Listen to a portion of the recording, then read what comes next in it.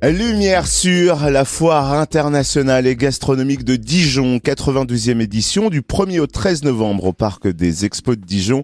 Une édition axée autour du vin qui est l'invité d'honneur cette année, à consommer avec modération bien sûr.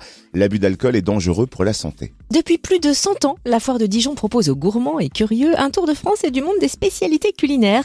Avec plus de 160 000 visiteurs de tous horizons et près de 500 exposants, cet événement s'impose comme le plus important de la région Bourgogne-Franche-Comté. Alors focus sur cette 92e édition avec Jean Bateau, président de Dijon Congrexpo, organisateur de la foire de Dijon, au micro de Charlie Chevasson, notre reporter Fréquence Plus.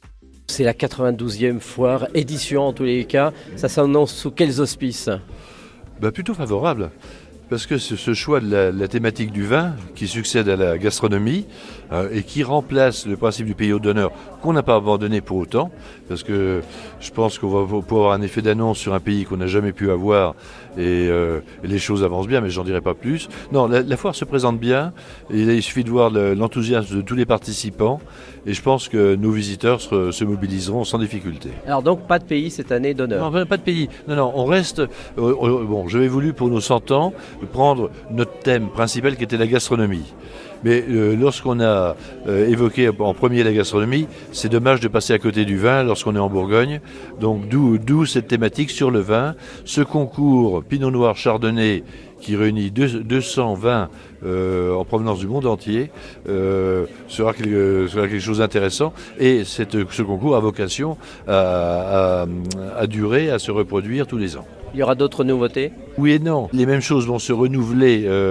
Ce qu'a présenté par exemple l'Amicale des cuisiniers. Il y aura un plus grand nombre de concours. Il y aura une animation permanente, toujours sur les thèmes gastronomie et vin. Et une progression de stands ? On est dans la ligne. Alors, on est en progression, oui, tout à fait. Je crois qu'on a 30% de plus de stands que l'an dernier. On est dans la ligne de nos espérances. Ça reste toujours un rendez-vous attendu par les Dijonnais et au-delà, et des Côtes-d'Orient et de la France ? Oui, bien sûr, puisque c'est le premier événement économique et populaire de la Bourgogne-Franche-Comté. 160 000 visiteurs, il n'y a pas d'équivalent. Puis ça correspond à un moment précis de l'année. Vous savez, toutes les foires de France se tiennent en printemps et en été. Nous, on est au mois de novembre. Ça, c'est la grande astuce, parce qu'au mois de novembre, on a un climat épouvantable. D'ailleurs, on dit à Dijon, on dit un temps de foire. C'est le début du mois de novembre, c'est le mois le plus triste. C'est la Toussaint, la fête des morts, le 11 novembre. Et dans ce ciel gris, ainsi de suite, les gens ont envie de se retrouver, de vivre cette fameuse convivialité bourguignonne. Ils viennent à la foire en famille ou avec des copains, ou au détour d'une allée retrouvent un autre copain, et ils vont boire une flûte ou plusieurs flûtes de champagne, manger des escargots. C'est ça la foire. C'est je répète, un événement populaire, et toute ma fierté est là, parce que c'est un mélange socio-professionnel et générationnel. La foire intéresse tout le monde. Merci Jean Bateau, président de Dijon Congrexpo, organisateur de la foire de Dijon.